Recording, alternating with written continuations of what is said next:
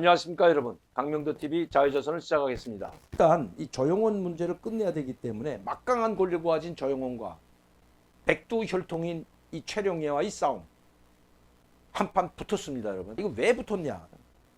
보세요. 최룡해 들어오는 거. 김덕훈 총리는 아까 들어올 때부터 얼굴이 가지고 우거지상 돼서 환하게 웃으면서 들어오죠. 왜 웃는지 제가 말했습니다. 내가 이거 보고 보세요. 조영원이도 뭐 그렇게 뭐 웃는 모습은 아니지만 그래도 뭐 파김치는 아닙니다. 김덕훈이하고 좀 다르죠. 한 명씩 기다렸다가 이쯤 나오면 다 들어옵니다. 이 사람들 지금 긴장한 모습이지만 제가 왜 이 말씀을 드리냐면 김덕훈이는 아주 이거 봐요 지금. 야 이거 내가 이번에 이거 정치국 회의에 올라가서 이거 경제 문제 때문에 이거 잘리지 않을까 이런 걱정을 하고 있는 거고 간이 웃으면 들어오죠. 자 왜 최룡해가 여의작자. 자 조영호는 제가 어제도 말씀드렸지만 막강한 권력. 김정은이보다 김정은을 능가하는 권력이 이제는 손에 들어왔죠. 왜? 지금 북한에서도 이야기하는 것이 김정은은 조영원이가 없으면 불안해하고 모든 일을 조영원이한테 맡긴다고 합니다. 깔끔하고 매끄럽고 모든 북한을 끌고 나간다고 해도 그러니까 북한의 기관차라고 하면 설국열차처럼 자 이게 달리는데 그 다 있죠. 앞에는 기관차, 고급칸, 뭐 고위충돌 탄 칸 뭐 다 있죠. 소민들 칸 이거야 똑같죠 지금. 그러면 앞에는 김정은 기관사고 조영원이는 보조기관사고 최룡해는 고위층이 탄 칸에 앉아 있다고 보면 그냥 간단합니다. 그럼 조직지도부는 이 조영원이가 움직이고 조직지도부가 기관차 앞대가리라고 하면 되는 거죠. 조직지도부가 북한에 이 기차를 끌고 간다. 이 북한이라는 기차를 끌고 간다고 해도 과언이 아닙니다. 왜? 당정군을 지도하는 기관이 조직지도부이기 때문입니다. 조직지도부는 모든 이 당정군 이 기관의 사람들 거기 사람 다 조선노동당원이거든요. 조선노동당이 아닌 사람은 내각이나 군이나 이 장견, 이 인민무력부나 당정인에 들어올 수가 없는 게 당기관에. 그러니까 이 당정군을 다 이끌고 가는 이 조직지도부. 모든 보고가 다 들어오는 조직지도부. 그러면 이 조직지도부가 모든 부서마다 각 뭐 내각을 맡은 부서, 지방당 기관을 맡은 부서, 인민무력부를 맡은 부서, 허위사령부, 사회안전부, 국가보위부 다 이렇게 부리별로 맡고 있거든. 당생활지도, 간부사업 다 맡고 있는데 간부사업까지 모두 총괄하는 게 조직지도부.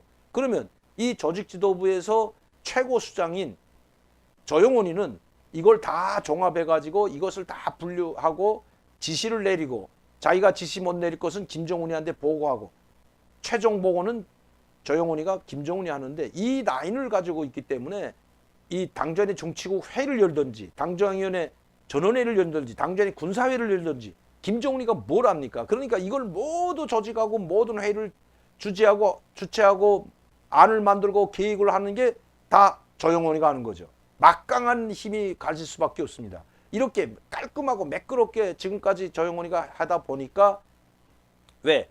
조직지도부 간부 담당 일부 부장을 했기 때문에 이 사람은 간부과에서 오랜 사업 조직지도부에서 간부과에 있었기 때문에 모든 당정기관의 당 간부들을 파악하고 있을 뿐만 아니라 당중앙인의 간부들까지 싹 파악하고 있다는 거죠. 이 사람 승인이 없었으면 뭐 어제도 제가 말씀드렸지만 간부 사업이 되질 않습니다. 그러니까 김정은은 이 사람한테 조영원한테 의지할 수밖에 없게 된 겁니다. 그리고 일도 매끄럽고 깔끔하게 하고 김정은이 마음에 쏙쏙 들게 하기 때문에 조영원이가 없으면 불안한 거죠. 대신 모든 권력은 김정은보다 조영원이한테 다 쏠려 있다는 겁니다. 그러면 만에 하나 무슨 일이 생기던가 됐을 때는 조영원이가 날아간다는 소리입니다. 조영원이가 책임을 질 수밖에 없는 자리입니다. 자, 이 자리에 있던 사람이 누구냐? 바로 최룡해였습니다. 최룡해가 당 조직부장, 그때는 조직비서를 두지 않았거든요. 당 조직부장이면서 조직비서는 없는 조직부장이면 조직비서 당 제1비서는 김정은이고 이 조직부장이 조직비서 일어나는 모든 간부사 모든 걸 다 해가지고 종합을 해가지고 김정은이한테 보고해야 되는데 최룡해는 그게 쉽지 않죠. 왜? 이 최룡해도 간부로 계속 있었지만 자 최룡해가 있던 자리는 조선청년동맹 사회주의 노동청년동맹 위원장입니다. 청년비서죠.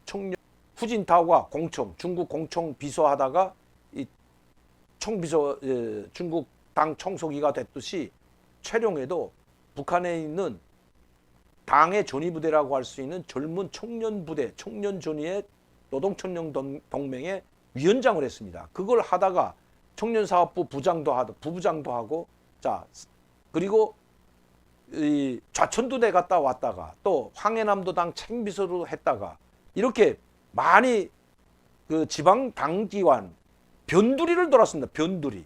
사로총 중앙위원회 근로단체 사업부장, 황해남도당 책임비서 이렇게 변두리를 돌았지 당 조직 지도부에 이선 적은 단 한 번도 없습니다. 그렇기 때문에 이 조직 지도부가 하는 일에 대해서는 잘 모른다는 거죠. 당을 관리하고 군을 관리하고 내각을 관리하고 이런 당정위원회, 전원회의, 당전회, 정치국 확대, 군사회 이걸 다 관리하고 만들고 기한하고 기획해야 되는데 매끄럽지가 않죠. 그래서 최룡해가 당 조직부장일 때 조영원이는 제1부부장이었습니다. 조직부 1부부장. 최룡해보다 한참 아래였죠. 그러다가 일은 최룡해는 조직부장이었지만 그만다 일은 조영원이가 했다고 합니다. 그러면 그때는 김정은한테 직접 못 가니까 최룡해를 거쳐서 조영원이한테 갔지만 김정은은 그걸 알고 있었던 거죠. 왜? 최룡해도 같이 현지도 나가지만 가장 이 당과 당 정군에 대해서 빠삭한 업무를 알고 있는 또 내부 정황을 잘 알고 있는 조영원이를 항상 옆에 두고 최룡해는 모르니까 이수락 읽고 조영원이만 일부부장만 계속 데리고 다니면서 현지들 데리고 다니면서 조영원이 하는 이야기, 조영원이 기획하는 것 다 봤기 때문에 아, 이 조영원이가 내 옆에 있어야 되겠구나. 또 최룡해는 백두혈통입니다. 백두산 혈통이죠. 백두혈통은 김일성만이고 백두산 줄기, 김일성과 함께 빨치산했던 그것도 최연, 가장 김일성과 가까웠던 그리고 김정일을 옹립하는데 지도자 후계자로 옹립하는데 가장 공헌을 세웠던 바로 최연 오진우죠. 최연은 죽고 오진우가 최연을 대리해서 인민무력 부상을 했는데 자, 그 아들이기 때문에 상징성이 큽니다. 이거는 장성택이 죽이는 것보다 최룡해 죽이는 게 더 힘듭니다. 김정은으로서는. 장성택이 뭐 자기 고모부고 뭐 그 빨산 혈통도 아니기 때문에 얼마든지 죽일 수 있지만 최룡해를 죽인다. 이건 상당히 북한의 파국 효과가 더 크죠. 엄청난 후폭풍이 있죠. 조직부장으로 시키고 또 총정치국장도 했던 그 실력이 있고요. 그리고 조직부장에도 앉히고 해봤지만 일을 제대로 하지 못하고 모든 일을 조영원이 하는 것을 알고 조영원이하고 이 최룡해하고 같은 부서에서 한 사람은 좌장이고 한 사람은 부좌장, 조직부장이고 부부장이면 이게 마찰이 생길 수가 있고 권력투쟁으로 비화될 수 있기 때문에 왜? 김정은이가 끼고 도는 것은 최룡해가 아니고 조영원이기 때문에 일을 잘하기 때문에 그러나 최룡해는 우직하고 변함없는 충성하는 사람이라는 건 김정은이도 알고 있죠. 그래서 최룡해를 최고인민회 상임위원회 위원장으로 보내고 꼽대기뿐이지 국무위원회가 무슨 조직돼 가지고 거기 간부사바가 하는 데가 아니거든요. 국무위원회는 김정은이 옛날로 말하면 중앙인민위원회를 대신하는 것이 바로 국무위원회인데 거기는 뭐 그 있으나 마나한 부서고 최고상임위원회도 아무런 권한도 없는 그런 최고인민회의를 조직하고 뭐 법을 제정하는데 힘이 없죠. 그게 간부사비 전혀 간부사건 하나도 없기 때문에 직위는 조영원이보다 한 등급 높이 주고 최고인민회 상임위원장으로 보내고 조영원이를 당전의 조직부장 그 조직비서까지 시켰습니다. 이 조직비서와 조직부장이 겸이 맞아야 되는데 그러면 너무나도 막강한 권력이 되기 때문에 그 밑에 김재룡이 놨다고 하지만 김재룡은 총리까지 했던 사람입니다. 이 당 조직 지도부에는 오래 있질 않았기 때문에 당 조직 지도부에 관한 일에 대해서는 김재룡이 잘 모릅니다. 그렇기 때문에 아무리 조직부장이지만 결국은 밑에 있는 일부 부장들이 이 조직부장은 형식이고 다 조직비서한테 뛰어넘어서 보고할 수도 있는 이런 체계가 지금 되어 있는 것이 조직지도부이고 조영원입니다. 막강한 권력을 쥐었다는 거죠. 문제는 너무나도 막강한 권력을 쥐었기 때문에 이렇게 되면 서로 김재룡이 파가 있고 최룡해는 최룡해 파가 있고 다 줄기가 다르죠. 조영원에 대한 너무 신임이 가깝고 김정은이 조영원이를 감싸고 돌고 조영이만 달고 다닌다면 시기 질투가 일어나는 것은 기정사실입니다. 김정일이 있을 때도 이런 시기 질투가 일어나서 서로 간부들끼리 서로 이 암투가 벌어지고 서로 김정일한테 잘 보이고 김정일한테 고자질해서 그 제거하는 그런 일이 있었는데 그게 바로 강연수 평양시당 책임비서 김국태 사건이었거든요. 호담과 김국태 아주 고양이와 쥐와 같은 사이였는데 결국은 호담이 쓰러진 다음에 김국태가 아마 여러분들 아시겠지만 이 김국태는 김책의 아들이고 김국태가 김정일의 신임을 독차지하면서 간부 담당 비서 겸 당정위원회 간부 담당 비서 겸 간부 부장을 했던 사람이 바로 김국태입니다. 그러나 김국태의 막강한 권력을 가졌죠. 그때는 뭐 조직비서가 김정일이 겸임하기 때문에 그때는 조직비서가 없었습니다. 김정일이가 겸임하고.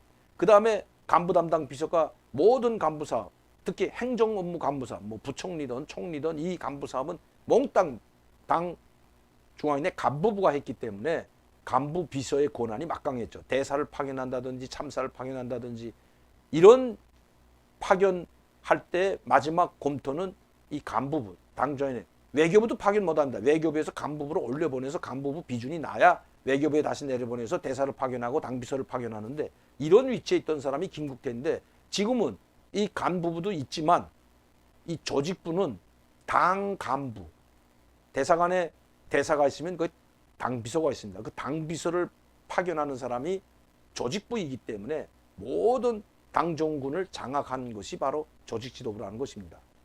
최룡해가 그런 막강한 조영원이지만 왜 조영원이보다 먼저 들어오고 조영원이는 이제 김덕훈 총리 뒤에 들어오지만 조영원이를 결투해서 싸워서 이길 수 있다는 것은 이렇게 막강한 권력을 가지고 백두산 줄기도 아닌 또 무슨 만경대 칠걸 뭐 김일성 가게도 아닌 이런 사람이 돼서 오래 가는 걸 보지 못했기 때문에 이렇게 웃음도 지을 수 있는 여유가 있다는 것입니다. 국무위원회 제1부위원장으로 시키면서 그냥 내보내긴 그러니까 그런 자리에 보낸 것이 바로 최룡해입니다. 그러나 최룡해는 이 싸움에서 최룡해가 이긴다는 것입니다. 왜?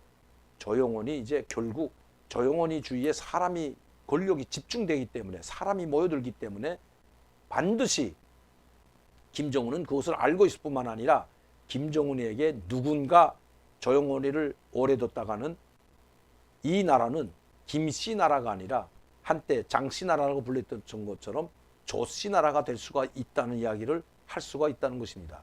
그게 바로 그런 이야기를 할 수 있는 사람이 누구일까요? 최룡해는 안 하죠. 바로 김여정이죠.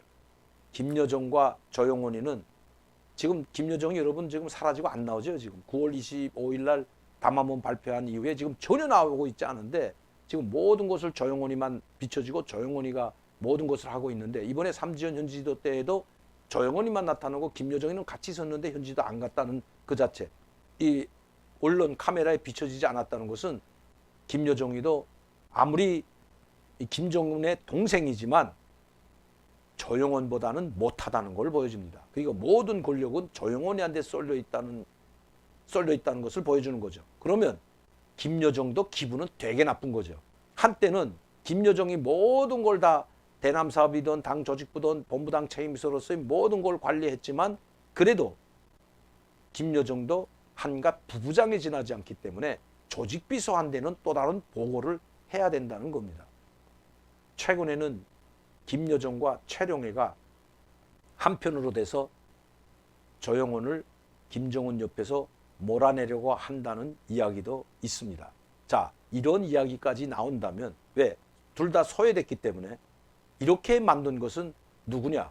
바로 김정은이죠.